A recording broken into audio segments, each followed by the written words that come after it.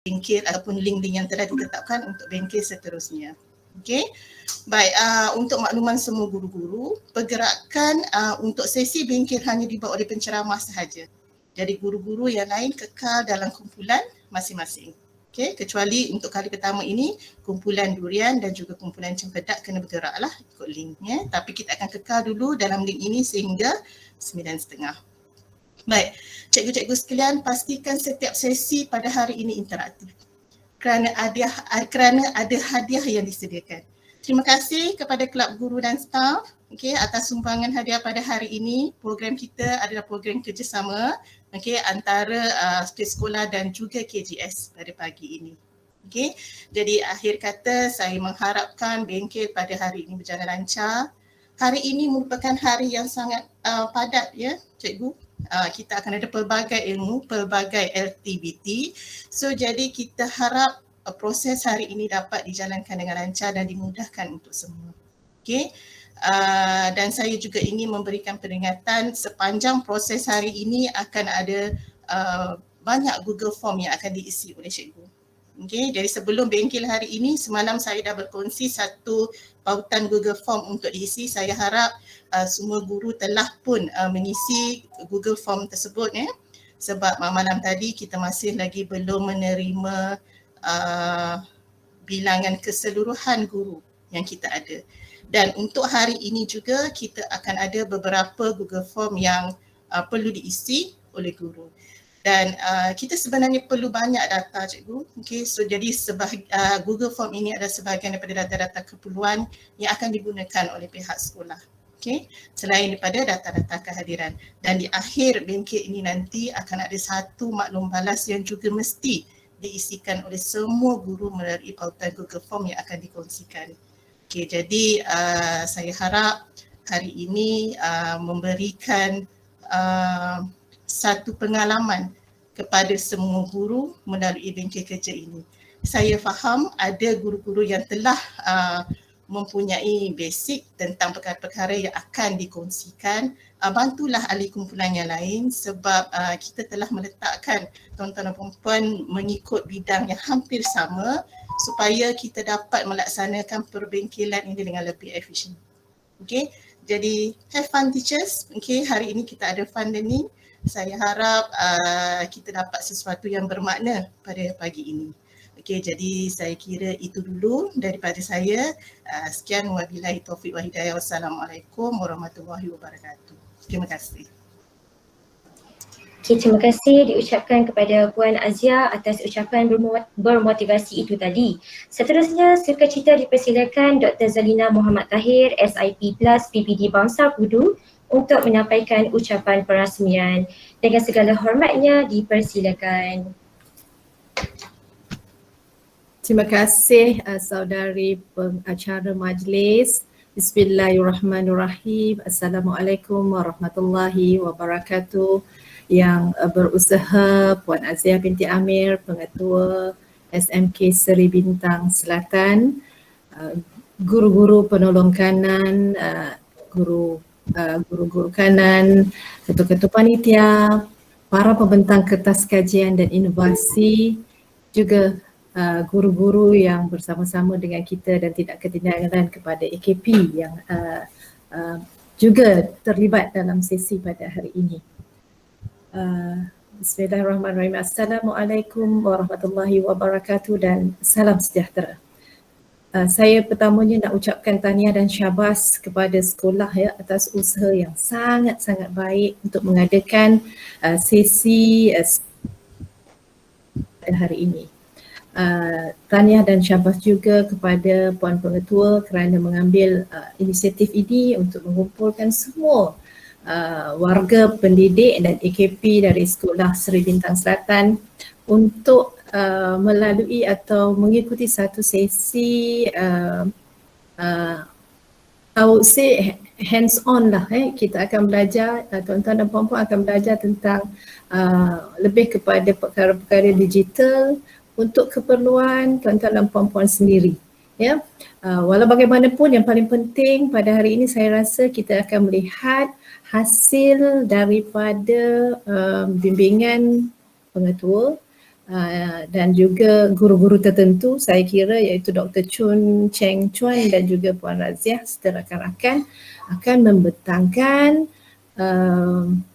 hasil kajian dan juga inovasi yang mungkin tidak lagi dibuat di sekolah lain atau barangkali juga telah dibuat di sekolah lain, tapi ini adalah satu usaha yang sangat-sangat baik untuk pembangunan profesional diri tuan-tuan dan puan-puan sendiri. Selain daripada kita nak mengatasi atau nak mengambil tindakan penambahbaikan kepada isu-isu yang berbangkit di sekolah kita.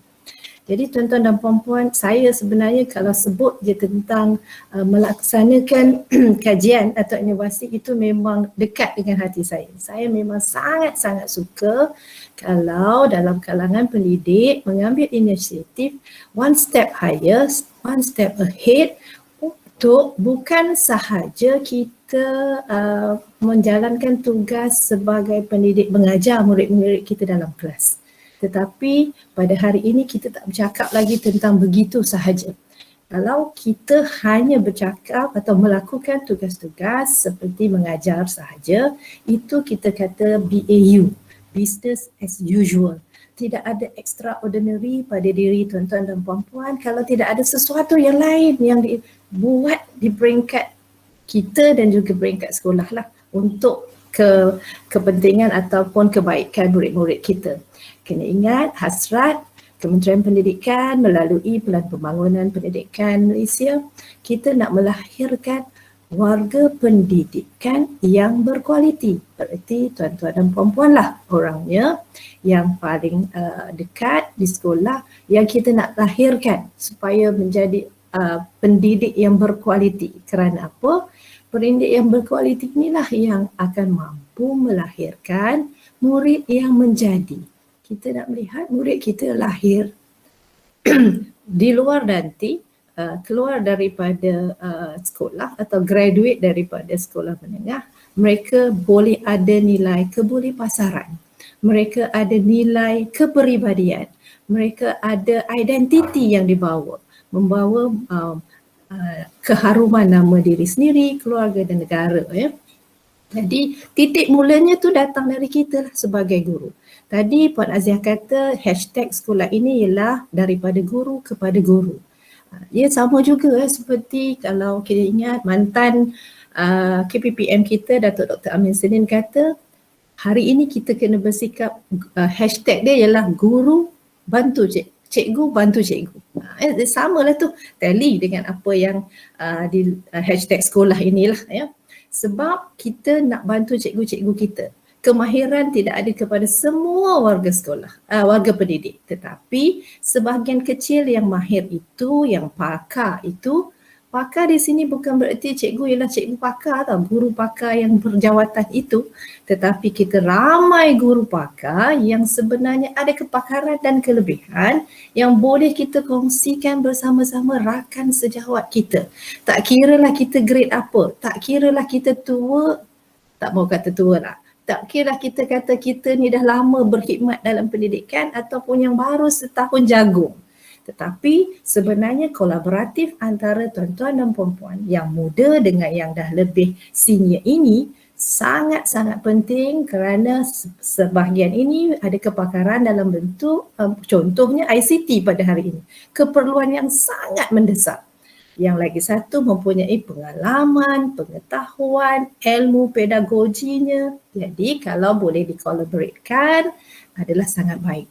Jadi apa yang kita lihat usaha yang dibuat hari ini ialah menepati hasrat untuk kita bekerjasama antara tuan-tuan dan puan-puan dan membangunkan kompetensi diri tuan-tuan dan puan-puan. Kita kata hari ini kita nak perkara yang kita buat untuk future focus. Tetapi apa yang kita buat mesti masa yang semasa. Kita kata kita tidak boleh contoh ya dulu-dulu kita dalam takwim sekolah ladap ladap itu dibuat 3 atau 4 kali je setahun.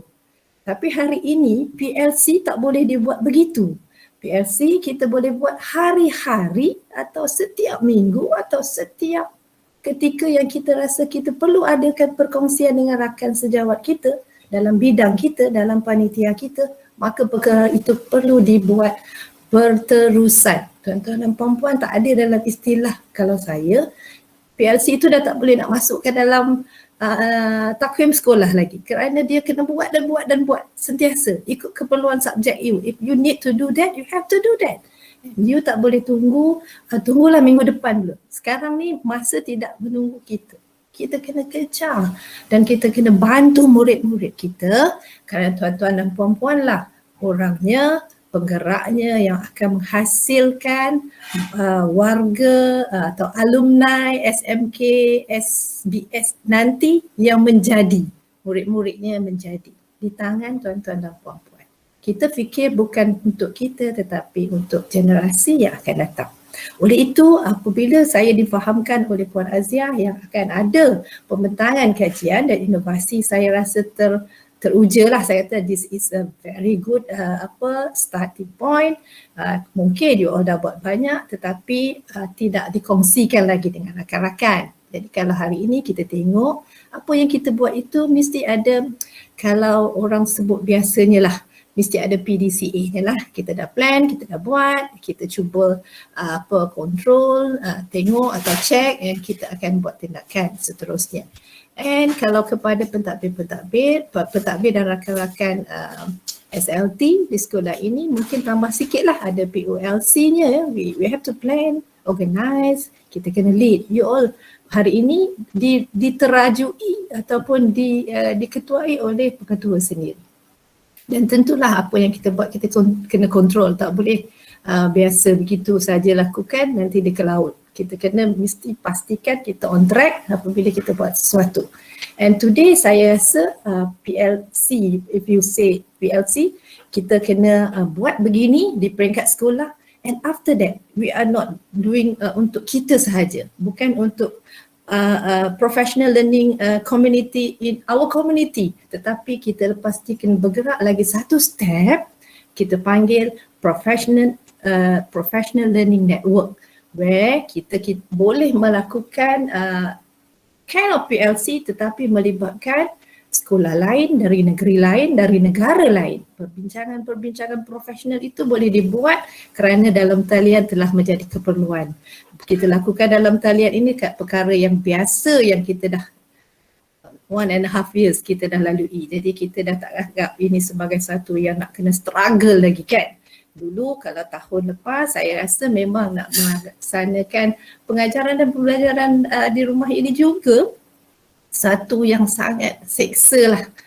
You all rasanya memang begitu struggle nak lakukan. Tetapi bila perkara itu berterusan, usaha di peringkat sekolah dan rakan-rakan dan diri you sendiri, explore here and there, then you dah boleh buat macam-macam perkara. Cuma kita rasa apa yang kita dah buat itu barangkali rakan lain belum buat, atau kita dah buat, rakan lain pun dah buat tetapi kita nak mantapkan. Sebab tu kita kata pembangunan capacity, dan ini ialah bilangan yang pertama. I hope in future you akan ada bilangan kedua, ketiga dan seterusnya mengikut keperluan yang kita perlukan, because kita work within our locality. Kita punya keperluan untuk sekolah kita, guru-guru kita, anak-anak murid kita.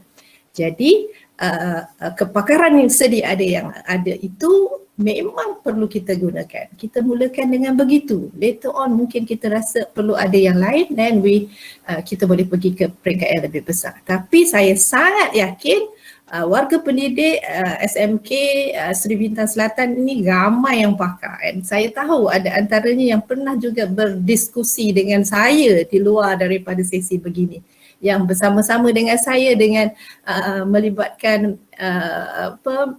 pihak luar termasuk Universiti Melayu dan sebagainya lah, ya, universiti-universiti lain. Baik, tahniah sekali lagi kepada Dr. Chun Cheng Chuan dan Puan Razia serta rakan-rakan yang initiate. Maybe initiate tu from your pengetua lah, tetapi ini ialah satu langkah yang baik. And if you don't mind, later on saya akan angkat bawakan cerita ini ke pengetahuan Tuan PPD, Bangsa Pudu dan JPN. Kalau boleh kita kongsikan nanti apa yang kita lakukan, kita boleh kongsikan di peringkat yang ke peringkat PBD dan JBN, dan later on kita mungkin akan lebih besar pada itu. As I said just now, kita kata PLC, now kita nak move ke PLN daripada PLC kepada PLN. Jadi mungkin nanti setelah tuan-tuan dan puan-puan hebat berkongsi hasil kajian di dalam conference, di kolloquium, di mana-mana jurnal, then you nampak you punya professional development itu makin hari makin mantap. And then you rasa you akan berkongsi lagi dengan rakan-rakan lain.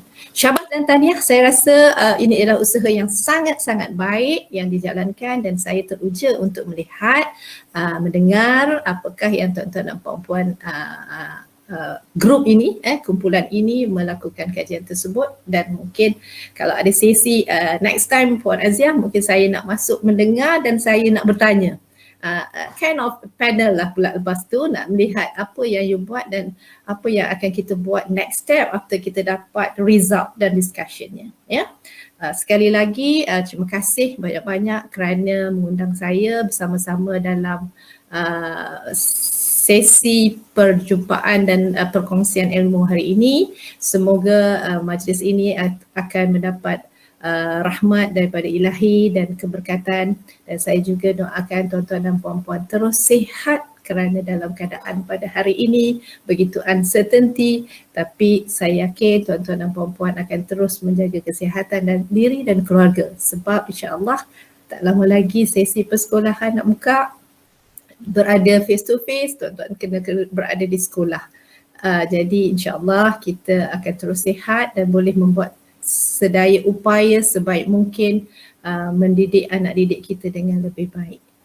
Tahniah dan syabas sekali lagi buat semua warga pendidikan SMK Seri Bintang Selatan, dan untuk itu saya dengan ucapan Bismillahirrahmanirrahim, saya rasmikan Bengkel Kerja Pembangunan Kapasiti Bilangan 1 tahun 2021. Bismillahirrahmanirrahim dan Assalamualaikum. Terima kasih.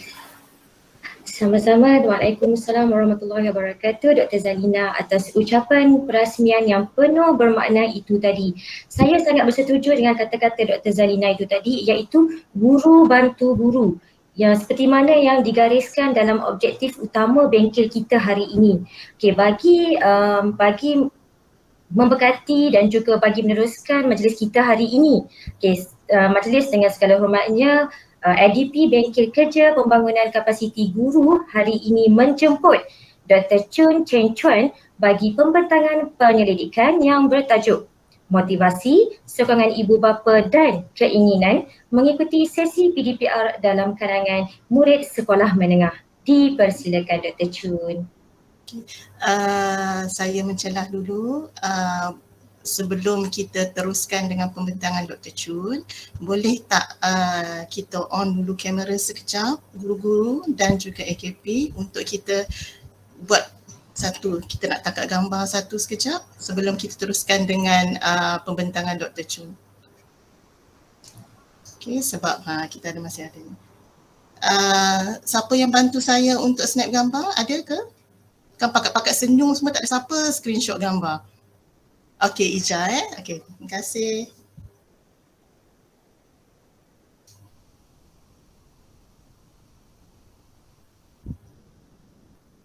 Sekejap. Okey, sekali lagi. 1, 2, go. Senyum.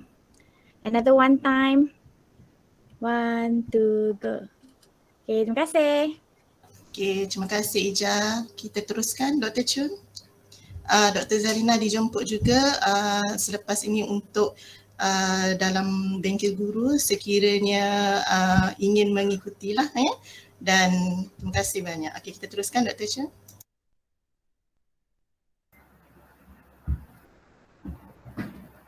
Salam sejahtera. Terima kasih Cikgu Atika selaku moderator ataupun pengerusi Bengkel Kerja Pembangunan Kapasiti Guru pada pagi ini.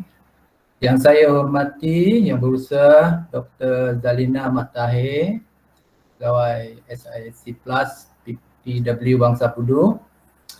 Yang Berusaha Puan Pengetua, Puan Azia binti Amir, barisan pentadbir, rakan guru-guru serta kaki tangan AKP, SMK, SBS. Selamat pagi dan selamat sejahtera.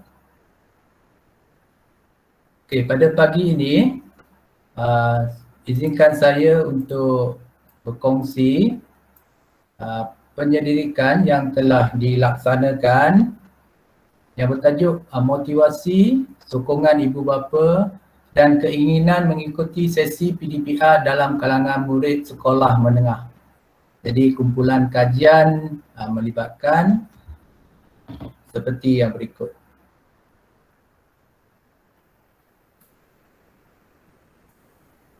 Baik, dalam pembentangan pada pagi ini, jadi ini adalah tajuk-tajuk kecil yang kita akan bincangkan sama-sama. Jadi saya anggap ini sebagai perkongsian antara guru dengan guru. Jadi kita buat perkongsian ini secara santai saja cikgu-cikgu pada pagi ini. Baik, tajuk yang kita akan bincangkan adalah pengenalan, pernyataan masalah, kajian literatur dan objektif, metodologi, dapatan kajian dan juga perbincangan dan kesimpulan. Baik, saya mulakan dengan pendahuluan ya. Jadi ceritanya macam ni kan. Kita pada tahun lepas, tahap kajian ini dijalankan pada tahun ini ya. Jadi apabila kita semua tengah bersedia untuk memulakan sesi persekolahan secara bersemuka ya, pada awal tahun inilah kita telah bersedia untuk memulakan sesi persekolahan, tetapi disebabkan oleh penyebaran ataupun penularan penyakit COVID-19 ya, pada awal tahun kes agak tinggi dan kita telah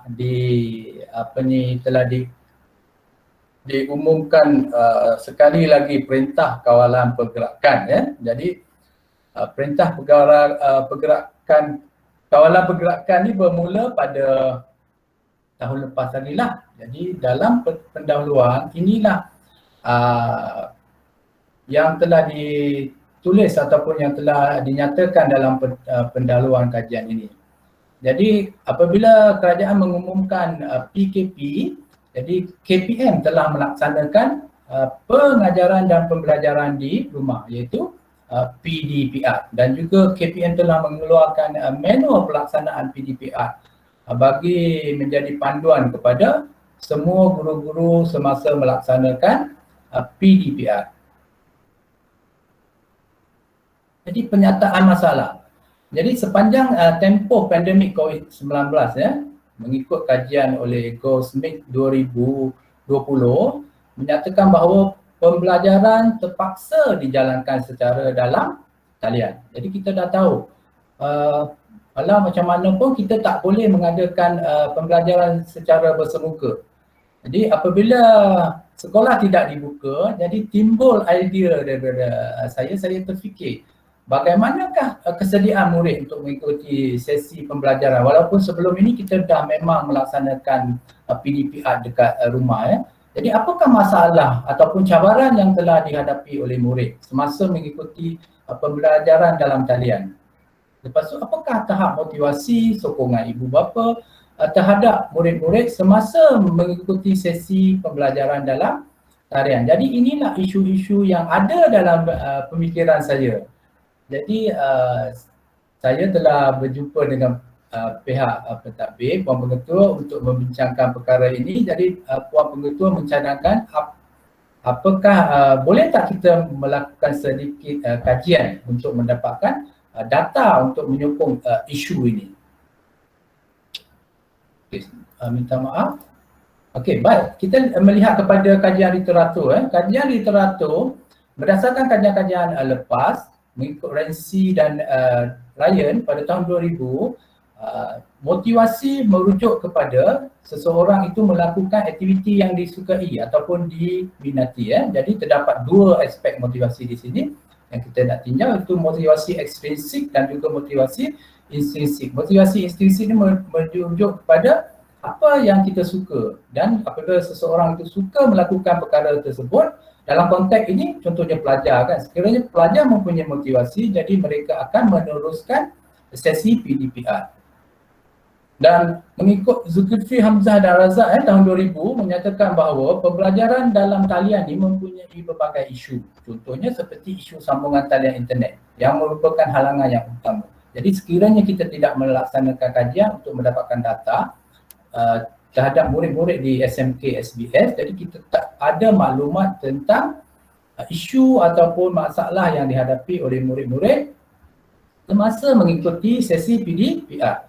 Dan pada tahun 2015, Steven dan Barrett juga menyatakan bahawa peranan ibu bapa dapat meningkatkan pelibatan anak-anak dalam pembelajaran dalam talian. Saya rasa cikgu-cikgu pun yang mempunyai anak menghadapi situasi yang sama. Begitu juga dengan saya.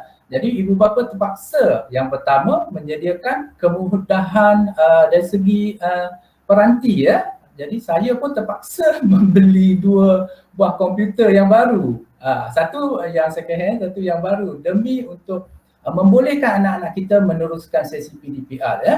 Dan yang kedua yang sangat penting iaitu dari segi sokongan emosi ya, sokongan emosi. Apabila anak-anak kita mengikuti sesi PDPR, kita boleh memberikan galakan, kita menyediakan minuman kepada anak-anak kita dan kita memberikan sokongan emosi yang amat penting dan juga dari segi pemerhatian kita terpaksalah meluangkan masa untuk mengawal ataupun memastikan anak-anak kita mengikuti sesi pembelajaran dalam talian. Jadi berdasarkan literatur kajian lepas, kita telah mengeluarkan kerangka konseptual kajian iaitu masalah kemudahan peranti dan internet, masalah motivasi, keinginan untuk mengikuti sesi PDR, sokongan ibu bapa dan juga cabaran yang dihadapi dapat menyumbang kepada sesi pengajaran dan pembelajaran di rumah dalam kalangan murid. Ini jadi objektif kajian. Dalam kajian ini terdapat 3 objektif ya. Iaitu yang pertama, kita nak mengenal pasti kemudahan peranti dan talian internet yang dimiliki oleh murid. Yang kedua, kita nak mengenal pasti tahap motivasi, sokongan ibu bapa dan keinginan murid untuk mengikuti sesi PDPR. Dan objektif yang ketiga, mengenal pasti cabaran yang dihadapi oleh murid semasa mengikuti sesi PDPR. Jadi inilah 3 objektif yang kita keluarkan dalam kajian ini. Baik, seterusnya kita bincang, kita tengok pula metodologi. Bagaimanakah kajian ini dijalankan. Jadi kajian ini adalah kajian kuantitatif yang menggunakan soal selidik sebagai instrumen ya. Jadi instrumen ni diadaptasikan daripada kajian-kajian yang lepas ya. Kajian rintis telah dijalankan. Sebelum kita menjalankan kajian sebenar, kita telah menguji instrumen untuk mendapatkan kesahan. Kesahan bermaksud item yang kita guna dalam kajian dia mesti menggunakan item yang apa yang kita nak kaji. Contoh kita nak mengkaji motivasi, jadi item motivasi yang kita gunakan dalam kajian sebagai instrumen mesti menguji aspek motivasi berkenaan. Jadi kita menggunakan rujukan daripada Palen 2010 menyatakan bahawa item yang mempunyai nilai Cronbach alpha 0.7 adalah item yang boleh diterima. Jadi setelah kita menjalankan kajian rintis dan juga kita telah membuat analisis kesemua pemboleh ubah iaitu motivasi, sokongan ibu bapa, keinginan mengikuti PDPR mempunyai nilai Cronbach alpha 0.7 dan ke atas. Dan setiap bilangan item untuk setiap pemboleh ubah adalah 3. Okey, jadi responden kajian ini melibatkan tingkatan 1 hingga tingkatan 5, melibatkan keseluruhan 476 orang murid. Jadi analisis data menggunakan statistical package for social science yang menggunakan analisis deskriptif seperti frekuensi, peratus, min dan sisihan piawai. Nanti kita akan tengok dapatan kajian ya. Seterusnya instrumen kajian. Dalam kajian ini kita menggunakan Google Form. Jadi ada link dekat bawah ni, kita telah berikan kepada murid untuk menjawab. Dan soal selidik ni mengandungi 3 bahagian. Bahagian A, maklumat demografi. Bahagian B, melibatkan pemboleh ubah motivasi, sokongan ibu bapa dan keinginan. Dan bahagian C, cabaran. Jadi dalam kajian ini kita menggunakan skala Likert 1 hingga 5, di mana 1 sangat tidak setuju dan 5 sangat setuju. Baik, kita tengok dapatan kajian. Ini yang menarik, dapatan kajian. Inilah kita kata data yang kita ada. Ini yang kita dapat daripada kajian ini. Jadi keseluruhan pemboleh ubah tingkatan 1, jadi kalau kita tengok majoriti dalam kajian ini adalah murid tingkatan 1 dan tingkatan 2. Merangkumi 23% dan ke atas. Dan dari segi kaum, majoriti adalah murid yang berbangsa kaum Melayu, diikuti oleh Cina dan India. Baik, dari segi kemudahan peranti, ini yang kita dapat. Jadi dalam soalan ditanya, adakah saya mempunyai telefon bimbit? Jadi majoriti murid-murid SMK, SBS ni mempunyai kemudahan peranti. 88.5.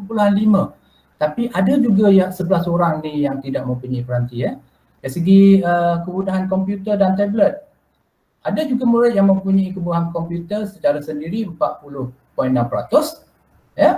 Dan ini yang paling menarik juga, talian internet. Di mana kita dapati bahawa talian internet kabel dekat untuk pelajar kita daripada 476 orang ini cuma 49.5. Jadi 50% saja murid yang ada talian internet kabel. Yang lain-lain menggunakan broadband dan juga data telefon bimbit. Okey, kita untuk menjawab objektif yang kedua, itu motivasi, sokongan ibu bapa dan keinginan murid mengikuti sesi PDPR. Jadi kita tengok berdasarkan dapatan kajian menunjukkan bahawa dari segi motivasi untuk mengikuti sesi PDPR, murid kita, murid SMK, SPS 58.8%. Jadi hampir 60% mempunyai motivasi yang tinggi. Menyatakan mereka bermotivasi untuk mengikuti sesi PDPR. Ini pada awal tahun, bulan 4 itu kita laksanakan dapat kutipan data. Jadual 5 menunjukkan sokongan ibu bapa. Murid juga menyatakan bahawa 85.7% menyatakan bahawa mereka mendapat sokongan daripada ibu bapa semasa mengikuti sesi PDPR. Dari segi keinginan, hampir 50%, 53.6% murid menyatakan mereka mempunyai keinginan untuk mengikuti sesi PDPR.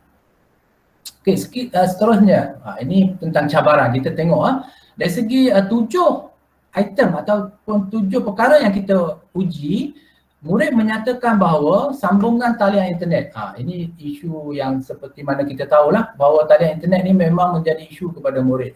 Walaupun mempunyai sambungan data internet, mempunyai kabel dekat rumah, tapi masalah talian internet masih menjadi cabaran yang utama. Dan yang kedua adalah susah memahami isi kandungan, cikgu. Jadi murid-murid kita mengatakan bahawa mereka agak susah memahami isi kandungan dalam semasa kita menjalankan sesi PDPR, di mana 21.6% murid, dan juga diikuti oleh item-item ataupun cabaran-cabaran yang lain. Baik, perbincangan dan kesimpulan.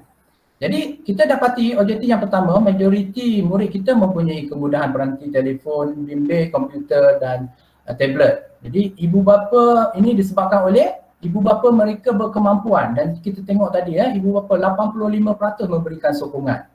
Jadi bermaksudnya ibu bapa terpaksa ataupun sanggup mengeluarkan perbelanjaan untuk mendapatkan peranti kepada murid-murid. Jadi murid dari segi motivasi, murid bermotivasi dan murid mendapat sokongan daripada ibu bapa. Dari segi cabaran, cabaran adalah sambungan talian internet, kerana mereka mempunyai talian internet, data internet yang terhad. Jadi masalah. Dan satu lagi yang kita kena pasti adalah murid susah untuk memahami isi kandungan pelajaran ni. Jadi mungkin murid belum dapat menguasai ataupun memahami isi pelajaran yang ingin disampaikan oleh guru. Jadi sebagai kesimpulan, jadi guru perlulah merancang isi pembelajaran yang lebih menarik dengan memberi fokus kepada penyampaian isi kandungan. Saya pasti semua guru SMK SBS mempunyai kemahiran untuk merancang. Jadi ini bertujuan untuk murid-murid lebih senang memahami isi kandungan. Jadi mungkin kita tak boleh terlalu banyak konten yang kita nak sampaikan kepada murid. Jadi mungkin kita kena pecah-pecahkan. Jadi saya rasa semua guru lebih arif tentang perkara ini. Dan kita mencadangkan kepada pihak sekolah menyediakan sesi latihan dan khusus seperti mana yang telah kita buat pada hari ini. Kajian ini kita buat pada bulan 4 dan pengetua telah mengambil inisiatif untuk melaksanakan sesi bengkel kapasiti pembangunan guru supaya guru-guru dapat mempelbagaikan teknik dan kaedah pembelajaran untuk menarik minat murid mengikuti sesi pembelajaran dalam talian.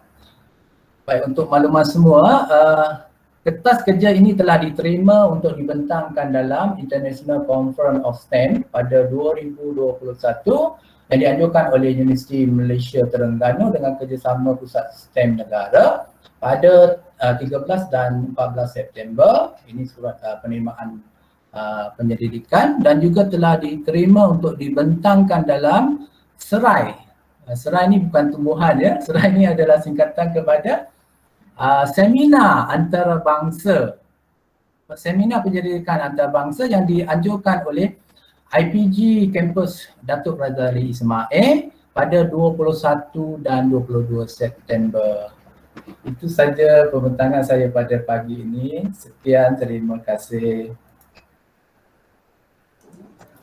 Sangat menarik perkongsian penyelidikan Dr. Chung dan rakan-rakan penyelidik kerana disertakan sekali kronologi ringkas bagaimana bermulanya pelaksanaan PDPR, isu-isu yang dikemukakan juga sangat realistik dan itulah cabaran yang perlu dihadapi oleh guru-guru, murid-murid dan juga ibu bapa sepanjang pelaksanaan PDPR ini.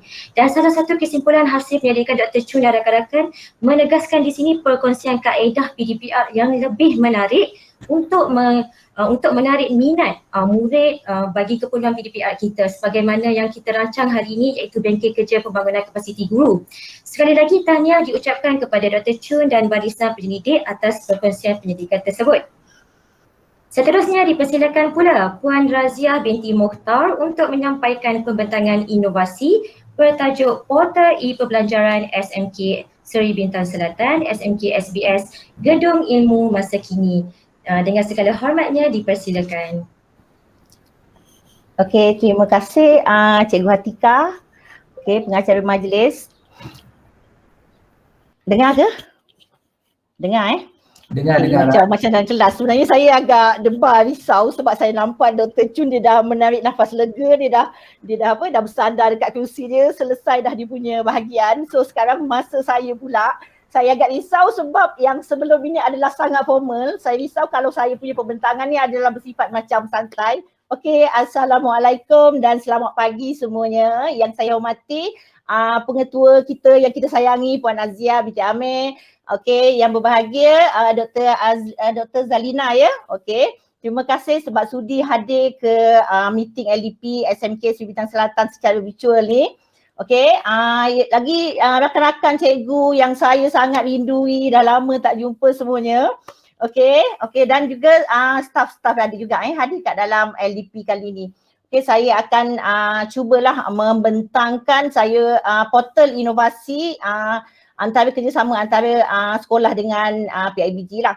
Saya punya pembentangan ni saya rasa saya tak dapatlah nak bersifat formal sangat macam yang pembentangan yang tadi tu. Saya lebih kepada cakap saya saja.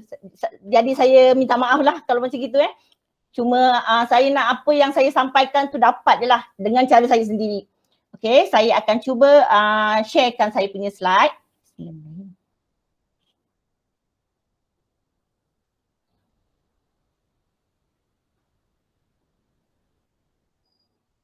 Okey, nampak ya? Dia punya nervous ni lain macam, tak macam mengajar kat kelas tu macam kita confident dengan student kita kan. Okey, ini adalah saya akan bentangkan portal e-pembelajaran SMK SBS. Kita dapat nama Gedung Ilmu Masa Kini. Macam mana dapat nama Gedung Ilmu Masa Kini? Masa tu kita fikirkan satu idea macam mana nak dapatkan nama yang bombastik untuk macam nak galakkan. Kalau dulu Gedung Ilmu Masa Kini ni adalah kita nak dapatkan ilmu, kita kena pergi ke perpustakaan yang dulu old fashion punya kan. So sekarang kita dah tak payah macam tu sebab kita ada satu platform internet. Internet pun dah berlaku dengan sangat pantas, lebih-lebih lagi pada tahun lepas 2020 dah start COVID. pergerakan kan, tak boleh nak keluar semuanya. Jadi memang kita semuanya pun memang kena adapt dengan internet. So portal e-pembelajaran SMK SBS, okay, saya akan bentangkan. Ini adalah ahli kumpulan dalam pembangunan inovasi portal e-pembelajaran SMK SBS diterajui oleh Puan Azia, iaitu ketua bagi portal ni. And then saya sendiri, Cikgu Razia, lepas tu ada Dr. Chun, ada Cikgu Normala dan ada Cikgu Saleh. Masing-masing ada tugas dalam pelaksanaan pembangunan portal ni. Okey, apa itu portal e-pembelajaran? Okey, portal e-pembelajaran tu didefinisikan sebagai satu proses pembelajaran. Kita sediakan satu platform digital. Okey, kita sediakan satu platform digital untuk merangkumi semua bahan-bahan pembelajaran kita. Kita ada video, kita ada nota, kita ada buku teks, semuanya adalah dalam bentuk digital. Kita dah tak gunakan lagi buku teks yang itulah untuk portal ni, sebab kita ada semua bahan adalah melalui digital. So ini juga adalah hasrat daripada KPM yang mana untuk meningkatkan kualiti pengajaran dan pemudahcaraan untuk kita memanfaatkan teknologi maklumat dan komunikasi. So kita masukkan elemen TMK ini. Kalau dulu cikgu mempunyai kekangan masa nak gunakan TMK sebab cikgu dah terlibat dengan macam-macam tugas tanggungjawab sebab pembelajaran kan secara bersemuka. Jadi kita tak ada masa untuk kita nak explore benda ni dengan lebih mendalam. Tapi disebabkan berlakunya yang COVID ni ada hikmahnya juga sebenarnya, sebab kita dapat belajar banyak skill-skill baru dan kita boleh apply dalam kita punya PDPR. So daripada PPPM 2013 hingga 2025, saya rasa berlakunya lonjakan yang tinggi untuk TMK ni adalah pada tahun 2020. Kalau cikgu perasan, memang daripada 2013 memang akan ada cikgu gunakan, tapi segelintir saja cikgu yang gunakan TMK. Tak semua yang gunakan TMK. Yang gunakan TMK pun cuma mungkin cikgu ICT, cikgu ASK, lepas tu cikgu sains yang mana nak tunjuk bahan, penggunaan LCD. Yang lain masih kat dalam kelas mengajar. So 2020 dah start PDPR, zup terus semuanya gunakan internet. Semua cikgu menggunakan ICT. Okey. Ini adalah latar belakang macam mana tercetusnya idea untuk kita sediakan satu platform. Sebab sebelum ni SMK SBS dia tak ada satu platform pembelajaran digital. Okey, masing-masing cikgu pun buat kerja, simpan kat dalam dia punya laptop dia sendiri. Bahan-bahan pun dekat dalam laptop dia sendiri. Okey, masa tu mula-mula kita kan cuti sekolah bulan 3 tahun lepas. Lepas dah cuti sekolah tu ada dah start COVID kan, yang macam Dr. Chun cakap tu, start COVID, cuti sekolah. Lepas tu penutupan sekolah sehingga daripada 18 Mac sehingga 31 Mac. So bermula dengan ini, penutupan ni masa tu kosong, tak ada kelas PDPR pun. Jangan sebut PDPR, memang tak ada kelas langsung pun. Semua duduk diam-diam kat rumah. Kita buat apa? Kita tengok kes hari ni berapa? Okey 300. Kes hari ni berapa? 150. Kes hari ni berapa? Itu yang kita tengok. Dan kita tak fikir pun apa macam mana, kita cuma nak tahu kita punya keselamatan diri saja duduk kat dalam rumah. And then daripada yang dah seminggu tu bermulalah tercetusnya idea daripada pihak sekolah kombinasi dengan YDP PIBG Cik Abdul Razak. Dia cakap risaunya duduk dekat rumah, anak-anak kita duduk dekat rumah tapi tak ada buat apa-apa, main handphone. Dah mulalah ibu bapa dah fikir dah macam mana, PT3 ada ke tak ada, UPSR ada ke tak ada, SPM ada ke tak ada. So dah risau, kerisauan tu dah mula melanda. Okey, bila kerisauan tu dah mula melanda, inisiatif daripada pentadbir sekolah dengan PIBG untuk hasilkan satu portal pembelajaran digital. Okey, portal ni saya rasa saya memang mula macam Puan cakap, Rat, kita buat portal. Portal buat apa? Lepas tu sebab ada satu sekolah daripada Bangsa Pudu, saya tak ingat sekolah mana, tapi dia ada assign satu company lah untuk sediakan satu portal. So mungkin daripada situ PIBG agaknya dia cakap, sekolah ni ada portal, kenapa sekolah tu? Bila saya tengok, okay, dia ada inisiatif dia untuk assign. Jadi dalam masa seminggu tak silap saya buat Google site, saya combine. Kalau sebelum ni saya ada site yang holiday package, lepas tu sekarang ni saya combine semuanya. Saya jadikan satu portal and then saya minta ketua panitia letakkan bagi bahan semuanya, masukkan dalam portal pembelajaran digital. So pelancarannya 17 April 2020 masa tu. Okey, ini pengetua cakap lah satu dimensi dia. Portal ni adalah satu dimensi baru dalam pelaksanaan e-pembelajaran SMK SBS. And then ayat yang di-highlightkan oleh kita punya PIBG ni, okey, supaya anak-anak kita tidak ketinggalan, risau sebabnya semua duduk kat rumah, main handphone, main internet tapi tak kisah pasal pelajaran. So maka bermulalah portal pembelajaran digital. Selepas tu barulah pelaksanaan PDPR. Okay, mungkin tak ada bunyi sebab saya on saya punya headphone, nanti untuk video saya akan tekanlah. So selepas dah saya rasa macam mana, ada selang masa yang tertentu lah. Lepas tu baru ada pelaksanaan PDPR yang ada 3 mode, online, offline dengan offsite. Okay, apa objektif portal? Pada masa tu memang belum ada yang, sebelum ada PDPR tu, kita dah fikirkan satu portal untuk pembelajaran kendiri tu berlaku. Untuk anak-anak kita boleh belajar sendiri di rumah. Okay, sebab masa tu memang belum ada jadual online PDPR 2.0 ke 3.0 ke apa, tak ada.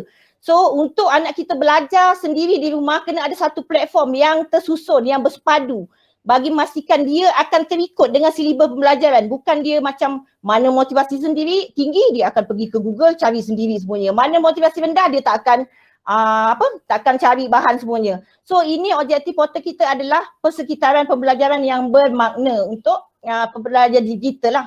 And then yang kedua adalah meningkatkan kualiti pengajaran guru dalam PDP. Kat sini juga cikgu dah mula hasilkan satu video, video-video yang menarik, video pengajaran, and then dapatkan bahan-bahan pengajaran. Lepas tu cikgu dah mulalah kait-kaitkan dengan bahan kumpulkan dalam satu. And then kita nak ada dia berstruktur dan bersepadu, and then lepas tu kualiti pengajaran guru lah meningkat. Takkan kita 5 tahun yang lepas adalah sama dengan kita sekarang. So tentulah kita berbeza. So kita sentiasa nak improve diri kita sendiri untuk tingkatkan kita punya kualiti pengajaran kita. And then objektif yang seterusnya adalah menggalakkan murid melakukan pembelajaran aktif yang saya cakap tu, biar portal ni adalah more focus on pembelajaran kendiri. Okay, sebab masa tu belum start PDPR, tapi nanti saya akan terangkan macam mana portal ni boleh dimanfaatkan setelah ataupun tengahnya berlangsung PDPR ni. Sebabnya tadi yang Dr. Chun sebut, dia cakap masalah utama adalah murid susah nak faham isi kandungan. Okay, kalau cikgu menggunakan PDPR, cikgu akan interaksi cikgu dengan murid tu sangat-sangat slow, lambat. Budak susah nak respon.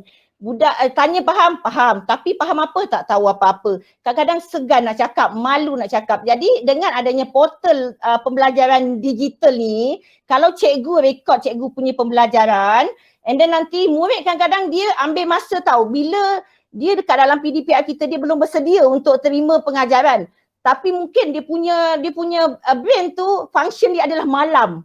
Contohnya lah malam. So malam tu dia mungkin nak ulang kaji, dia nak dengar semula apa yang cikgu cakap tadi pagi pukul 7 tengah down sangat mood dia tadi, bangun kena paksa duduk online kelas kan.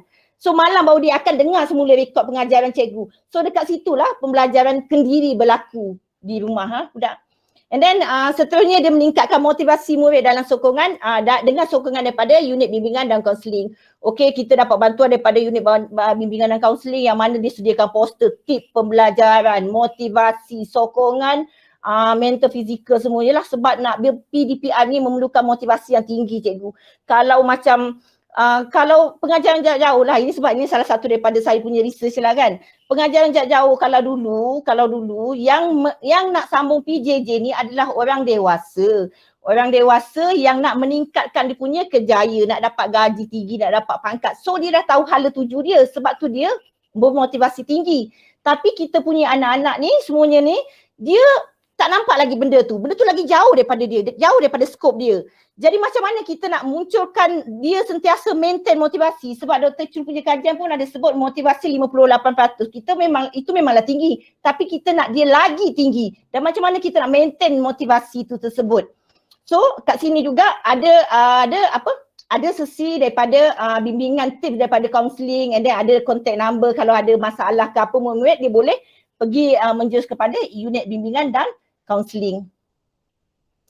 Okey, manfaatnya, guru dapat menyediakan bahan sokongan, sumber rujukan. So walaupun selepas sesi persekolahan tak habis macam itu, PDPR yang berlangsung daripada awal tahun, contohnya daripada tahun lepas, tak habis macam itu. Kalau kita record meet, kita share dengan budak, itu adalah perkongsian yang terus. Kita jangan limitkan skop kita, tak boleh lah, saya cuma segan lah, saya cuma nak mengajar kelas saya je. Saya tak nak lah, malu lah nanti. Tak, kita tak payah fikir macam gitu. Kita just open kita punya mind, Yang mana kalau budak tak dapat belajar masa tu, dia akan dapat belajar malam ke apa. Sebab ada, walaupun kita punya student tak ada masalah peranti, sebab budak-budak kita pun banyak yang memang boleh dah, ada tak ada kongsian peranti sangat macam itu, masalah tu pencil. Tapi okey, sebab kita nak bagikan dia wujudkan pembelajaran kendiri tu.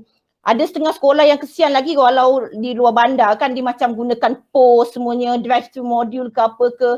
So ini kita nak pastikan dia ada sumber rujukan selepas sesi persekolahan. Jadinya selepas habis kelas tak habis macam itu, tapi dia boleh check base mula lagi. Okay, mungkin sekarang budak-budak ni dia tak ingat benda tu, dia tak tahu penting macam itu. Tapi bila nanti dia nak exam ke dia apa, baru dia cari benda-benda tu semuanya. Okay, and then seterusnya murid dapat melakukan pembelajaran sendiri. Kita 3 minit lagi Rat ya. Okay. Thank you Wan. Sebab Puan dah cakap dengan saya 15 minit Rat. Rat kena record yang Rat cakap cuma 5 minit saja. Jangan Rat cakap live. Okay, saya tak nak. Saya tetap nak cakap juga. Okay Puan, terima kasih ingatkan. Okay, saya terus kepada video. Sekejap. Video pembentangan untuk tata cara. Dengar tak? Dengar. Okay. Dengar.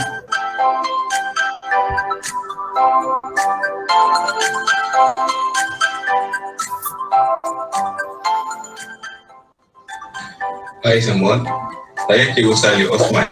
Hari ini cikgu ingin menunjukkan tata cara penggunaan portal e-pembelajaran SMK SBS. Caranya mudah sahaja. Pertama, layari laman web portal pendidikan SMK Sri Bintang Selatan seperti yang tertera di atas ini. URL ini boleh diakses melalui komputer pribadi, komputer riba, tablet dan telefon pintar.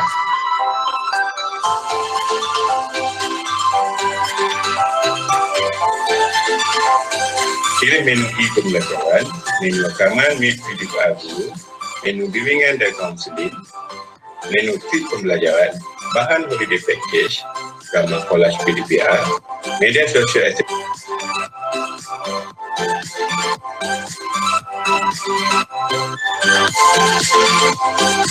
Di bahagian menu e-pembelajaran, kotak ini digabungkan dengan laman web guru bagi setiap subjek.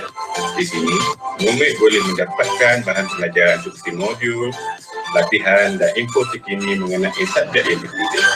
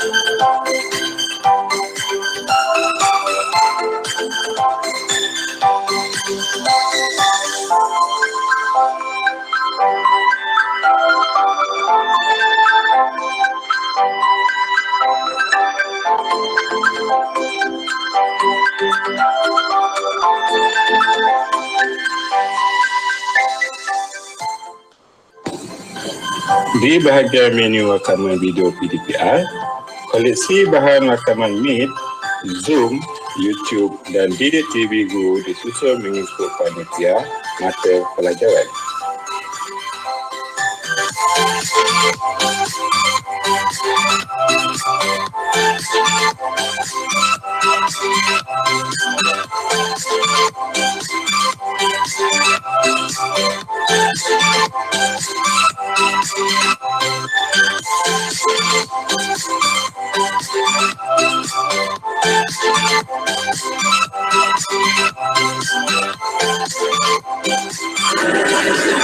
Kita hari ini ialah sinus, kosinus dan tangen bagi sudut tirus dalam segitiga bersudut tegak.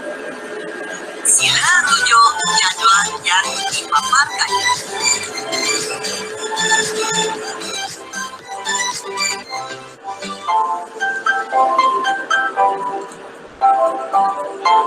Okey, semalam dia akan sort ikut naik ataupun menurun. Tapi untuk ini selection sort isihan pilih. So satu algoritma dalam pengisian satu senarai yang boleh melibatkan proses apa dia akan bandingkan satu.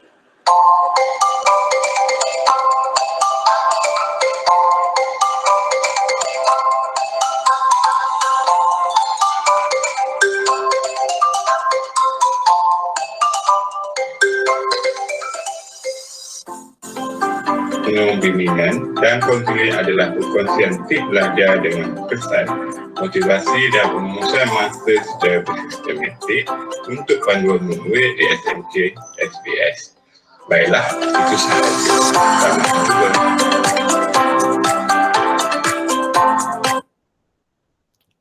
Okey. Saja daripada saya, so saya minta sokongan daripada cikgu semua untuk sharekan bahan pelajaran pada saya lah untuk kita kongsikan bersama untuk anak-anak SMK SBS. Okey, itu saja. Sekian, terima kasih. Minta maaf. Okay, terima kasih atas pembatangan yang santai tapi sangat lantang dari Cikgu Raziah tadi.